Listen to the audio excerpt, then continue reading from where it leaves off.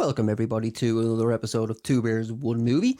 We're going to be talking about the cheesiness that is Cobra Kai.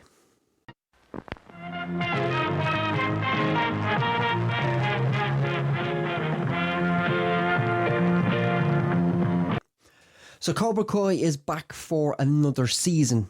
It's continue on from last season where Miguel has trekked all the way down to Mexico to find his father. Johnny goes off looking for him with a reluctant, now reunited Robbie. Daniel's son is head over heels trying to stop Terry from basically just taking over the valley with all these Cobra Kai dojos. Terry has set up, John Kreese is now locked up. He's enlisted these senseis from Japan, and he just wants to take over the world, basically. He wants to enter all his Cobra Kai students into this world tournament where they can be the best dojo in all of the land. And of course, Daniel's son wants to basically stop him. Johnny wants away from it all. He thinks he's ruined kids' lives. Amanda has really taken this really hard. She thinks Daniel's being really childish. Obviously, he's just going OTT, a bit possessive, until she ends up finding out that Terry is a bit of a prick. Basically because her cousin is the girl from part 3. What's her name? I can't even remember her name. That Daniel had something. Oh, what was her name? She wasn't even that much important, really, at all. And she's in this. That's just how much of a pointless character she kind of was. Basically, the girl from part 3 does the pottery. Is like that's Amanda's cousin, you know, and that they met through her. It wouldn't be. It's not too cliche or convenient, let's say, but it works to a degree, and it's kind of a nice tie-in. And then speaking of part 3, most of this season is really grounded in Karate Kid 3. We see the real manipulation of Terry from Karate Kid 3, and Mike Barnes comes back to really just go full circle. That is the Karate Kid 3. I think Mike Barnes is the best villain. Him and Terry. Mike Barnes has a very, very weird kind of role. He's not expecting it. He runs like this furniture store. He wants to get away from everything. He's really sorry.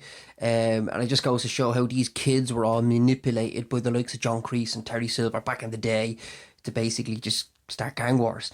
And now, ironically, years later, Daniel's son, Johnny, along with Kreese and Terry's son, also start a gang war with teenagers.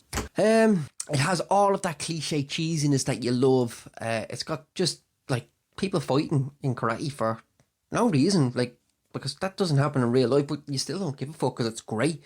Some of the dialogue and the stories, it's so far-fetched, and it's so cheesy and unrealistic. But yeah, I find myself just engrossing it because it's so good, and you're like, oh my god, just give me more. I do feel they need one more season. I know they're bringing out a movie now. I don't know how I feel about that it's not connected to the series at all. Is it going to be is it a follow-on? I haven't really read much about it, just a little bit. I'm not sure what I thought about it. I thought the next Karate Kid and then the Karate Kid reboot were just pointless shit. I wonder, will Hilary Swank come in for season 6 of this? Probably not. She's probably too big to come into this, to be honest. There will be a 6th season. I'm assuming it's going to be with the 2 dojos in this big World Cup. Let's say it's a World Cup for the crack. It's a World Cup of karate. Because they do have a face-off to see who goes to fight in this tournament. And like, yeah, you get it. They both got picked. It's cheesy. It's cliche, but you like it. I like it. I don't know why. It's just, it pulls on my nostalgic heartstrings. And Johnny definitely is my favourite character now. He has been since the start.